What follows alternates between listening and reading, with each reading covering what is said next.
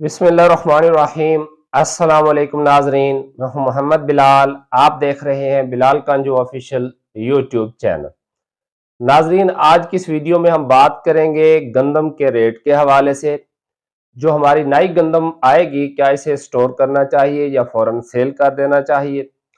दूसरा, जो हमारे पास पुराने तेल पड़े हुए हैं उनका क्या करना चाहिए, और जो नए तेल हैं उनका क्या स्कोप होगा, इस दफ़ा लगाने चाहिए या नहीं लगाने चाहिए।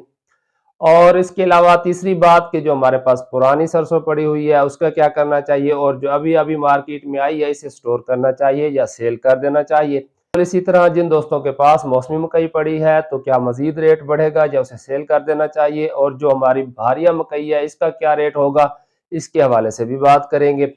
उसके बाद हम बात करेंगे कि गंदम की फसल पर मुख्तलिफ जगहों पर कुंगी का हमला नजर आया है तो इसका क्या करना चाहिए, स्प्रे करना चाहिए या इसे रहने देना चाहिए। इसी तरह कुछ जगहों पर गंदम की फसल के ऊपर सोस्तेले का हमला भी है तो इसका क्या तरीकाकार अपनाना चाहिए, क्या ये खुद खुद खत्म हो जाएगा या इसके लिए स्प्रे की जरूरत पड़ेगी।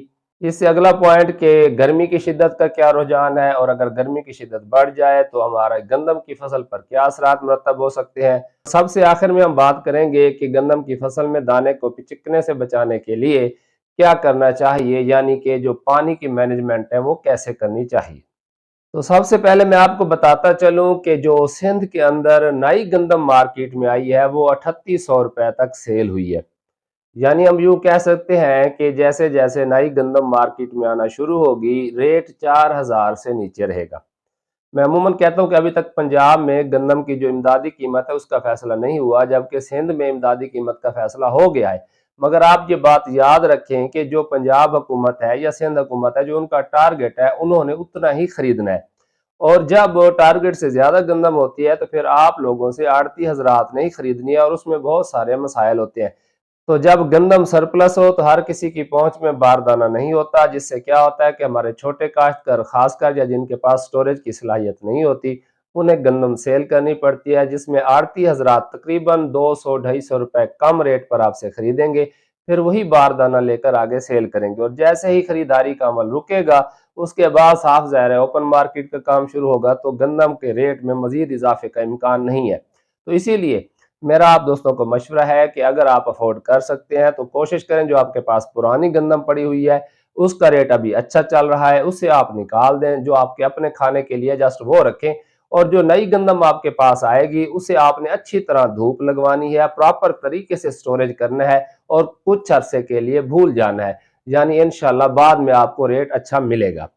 इसके बाद हम बात कर लेते हैं पुराने और नए तिलों के हवाले से। तो जिन दोस्तों के पास पुराने तेल पड़े हुए हैं तो मैं आपको बताता चलूं कि वो 18-19 हजार रुपए में भी देने को तैयार नहीं है। उसकी एक बड़ी वजह है कि जो तेल उन्होंने 18-19 हजार रुपए मन में सेल करने हैं वही वो 1000 रुपए फी किलोग्राम बीज के हिसाब से मुख्तलिफ सोशल मीडिया प्लेटफॉर्म्स के थ्रू सेल कर रहे हैं, और फी मन जो है वो 40,000 रुपए वसूल कर रहे हैं। तो अगर आप एक छोटे काश्तकार हैं, थोड़े बहुत तेल आपके पास पड़े हुए हैं और एक ही वैरायटी की है, उनकी आप जर्मिनेशन चेक कर लें, आप अपने हमसाया काश्तकारों को सेल करके ज्यादा मुनाफा कमा सकते हैं। इसके अलावा जो आड़ती हजरात हैं या दूसरे लोग हैं वो आपसे लाजमी खरीदेंगे। अगर आपने अभी तक नहीं बेचे तो ये मौका है, आपको अच्छा रेट मिल जाएगा। आप अपने इन पुराने तिलों को बेच लें। और जो नए तिल हैं उनका फैसला आपने कैसे करना है, नए तिलों के हवाले से मैं आपको बताता चलूं कि मुख्तलिफ किस्म की फर्म्स जो है वो एक्सपोर्ट के हवाले से मार्केट में इन हो चुकी हैं। तो अगर आप अच्छी तरीके से मैनेज करते हैं, अच्छी पैदावार ले लेते हैं तो आपको घबराने की जरूरत नहीं है।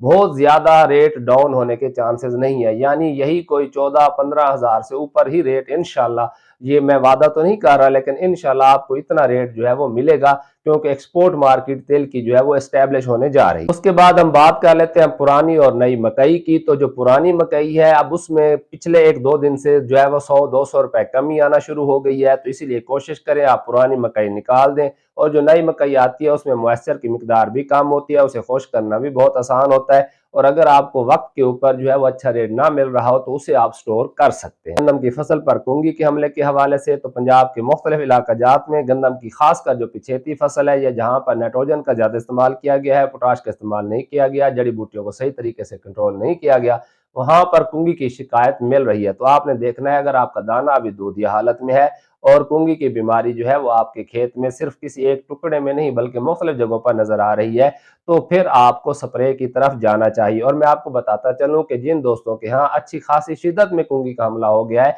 तो उसका बेहतर तरीका यही है कि आपको हफ्ते के वक्फे से बल्कि 5 से 6 दिन के वक्फे से 2 दफा स्प्रे करनी चाहिए। और स्प्रे का तरीकाकार ये है कि नीचे वाले पत्तों तक स्प्रे पहुंचाने के लिए जो सिफारिश करदा मिकदार है वो 100 लीटर के लिए होती है। आपने 1 एकड़ में 150 लीटर पानी लगाना है। मिसाल के तौर पर मैं आपको समझाता चलूं कि जैसे ये पायराजोल नामी एक फंजीसाइड है, या जैसा कि एमिस्टर टॉप है, नटीवो है, तो एमिस्टर टॉप की अगर जो डोज है वो 200 मिलीलीटर 100 लीटर पानी में है, तो आपने जब 150 लीटर पानी लगाना है तो आपने डोज रखनी है 300 मिलीलीटर। और फिर उसके हफ्ते के बाद जो आपने दोबारा स्प्रे करना है वो आपने कंपनी भी बदल लेनी है, प्रोडक्ट भी बदल लेनी है, और फिर आप जो है वही 100 लीटर के हिसाब से दोबारा स्प्रे कर सकते हैं, तभी जाकर ये आपके काबू में आएगी। लेकिन जिन दोस्तों में अभी गंदम ने अपना रंग तब्दील कर लिया है, दाना मुकम्मल बन चुका है और आपको कहीं कहीं पर कुंगी का हमला नजर आ रहा है, मगर वो भी ऊपर वाले 3 से 4 पत्ते छोड़कर नीचे वाले सिर्फ 2-3 पत्तों पर है, तो वहां पर आप इसे इग्नोर भी कर सकते हैं। क्योंकि 20 मार्च के बाद मौसम में शिद्दत आने लगी है, थोड़ा सा गर्मी में इजाफा होगा, तो इंशाल्लाह आपको इस मसले से निजात मिल जाएगी। अब बात कर लेते हैं गंदम की फसल पर सुस्त तेले के हवाले से, कि कुछ दोस्तों ने व्हाट्सएप शेयर की है जहां पर गंदम की फसल में सुस्त तेले का हमला जो है वो नजर आया है, मगर याद रहे कि ये हमला ज्यादातर सिर्फ बॉर्डर साइड पर होता है, जिस साइड पर दरख्त होते हैं उस साइड पर होता है, या जहां पर जड़ी बूटियों की ज्यादती या पानी जरूरत से ज्यादा लगाया होता है उस साइड पर होता है। तो अगर आपके खेत में सिर्फ बॉर्डर साइड पर सुस्त तेले का हमला है और वही 2-4 दाने जो है फीस इतना मौजूद है, तो आपको स्प्रे करने की जरूरत नहीं है। 20 मार्च के बाद वैसे ही टेम्परेचर काफी रेज होने वाला है और ये वैसे ही खत्म हो जाएगी। लेकिन मैंने जहां पर नोट किया है कि जो पिछेती गंदम है वहां पर अच्छा खासा हमला है सुस्त तेले का, मगर वो भी उन जगहों पर जहां पर जो है वो जमीन लेवल नहीं है, पानी ज्यादा खड़ा रहा है, या वहां पर प्रॉपर फास्फोरस और पोटाश का इस्तेमाल नहीं किया गया, या पिछेती गंदम है, तो आप कोशिश करें कि कोई भी जो तेले के लिए सिफारिश करदा जहर है वो आप लें और सिर्फ बॉर्डर साइड पर ही स्प्रे करवा दें, तो इंशाल्लाह आपको फायदा होगा। मगर अगर आप पेस्ट कोटिंग कर ले, अपने खेत के अंदर एंटर हो, मुख्तलिफ जगहों से मुआयना करें, अगर आपको खेत के अंदर भी कहीं पर सुस्त तेले का हमला नजर आता है और खासकर आपकी गंदम पिछेती है, तो फिर आप जो है वो सुस्त तेले का स्प्रे लाजमी कर ले। उसके बाद हम बात कर लेते हैं गर्मी की शिद्दत के हवाले से। 20 मार्च से लेकर 31 मार्च तक जो है वो निस्बतन दर्ज हरारत में इजाफा हो रहा है, खासकर जनूबी पंजाब के इंतहाई इजला में। जैसा कि हम बात करें सादकाबाद की, रहीम यार खां की, तो टेम्परेचर 39 डिग्री सेल्सियस तक भी जा रहा है। इसमें खुश आइंद बात यह है कि जिन दोस्तों ने हमारी अगेती कपास लगाई थी, शुरू में उसके पत्ते ही पीले होना शुरू हो गए थे, मकई की ग्रोथ रुकी हुई थी, मगर जैसे ही अब टेम्परेचर जो है वो थोड़ा सा रेज होगा तो मकई भी बहाल होना शुरू हो गई है और कपास की बढ़ोतरी भी बेहतर होना, उसका कलर भी बेहतर होना शुरू हो गया है। लेकिन ये वाला जो 10 दिन है ये गंदम की फसल के लिए, खासकर वो फसल जो गंदम की अभी दूधिया हालत में है, दाने की भराई का अमल चल रहा है या अभी सीटों पर आई है, तो उसके लिए नुकसानदेह साबित हो सकता है। तो इसमें हमने करना क्या है? इसमें हमने ये करना है कि हमने पानी का जरूर ख्याल रखना है।